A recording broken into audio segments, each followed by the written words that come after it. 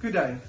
Today I want to discuss the journey of petroleum, because we all think it just appears in the tanks, but there's a whole process that follows with that. The first component of this is extracting the crude oil out of the earth. That is done, we all know, mostly in the Middle East, as well as certain other pockets within the world, the USA, as well as Saudi, Russia, and so forth. In the past, South Africa then imported crude oil, where we will then, in the refineries, create or manufacture petrol, diesel, paraffin, all of the components that can come out of crude oil. This is done through certain processes, which includes boiling points, some chemical added, and so forth.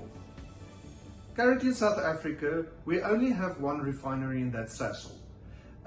2 years ago, Sapref, which is based in Durban, has been closed due to the cost of changing and upgrading the facility to be able to manufacture diesel and petrol at the correct spec. Obviously, we also have Sasol. Sasol produces petrol and diesel and paraffin and A1 and all of those, mostly from coal. They're the biggest manufacturer at this stage. So we are now importing not crude oil anymore, but the final product. So the tankers that comes in is either petrol, diesel, paraffin, and so forth. So we do not do the manufacture of the fuel anymore. That's being done in the home countries, Russia, Middle East, America, and so forth. And then that comes into our harbors, where it's being offloaded into bunkers, into the storage facilities on the coast. And then from there, there's normally two ways it's being distributed across the country.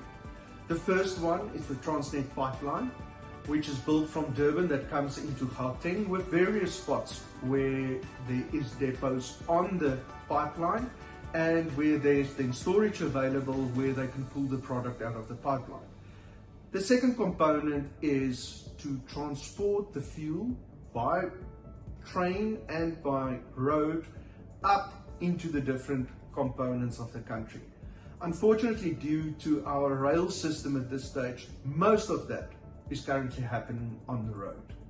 So to make sure that we all receive the best possible quality fuel, it is very important to make sure that the whole distribution cycle is being monitored, is being looked after, and to ensure that there's no break in chain where certain things can happen. Unfortunately, diesel, petrol, it's liquid gold. So in the process, there's a lot of components where it opens it up for corruption and so forth. We as GASPET uses both forms of distribution to our network of retail sites, as well as depots, as well as to our clients.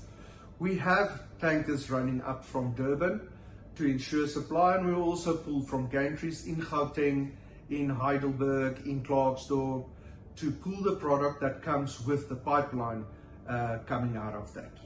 We at GASPET ensures that our storage facilities at our depots, at our garages, and so forth, is always clean, and we ensure that there's no contamination that ensures on the site itself. It is very important because unfortunately we're living in Africa, there's a lot of dust, there's a lot of other stuff that's involved, where through the breather pipes of the tanks, there is unfortunately sediment that comes through that. But it's important to clean it on a regular basis to ensure that that isn't being pulled through the system into your car. We as GASPET is committed to ensure that our clients is sustainable by ensuring that they have fuel and do not have a risk of running out. Due to that, we ensure that we pull from all the different gantries, expose ourselves to all the different oil majors, and also pull in Durban as well as the Gauteng gantries. We as GASPET is committed to you, our clients, to ensure that you also fueled for growth.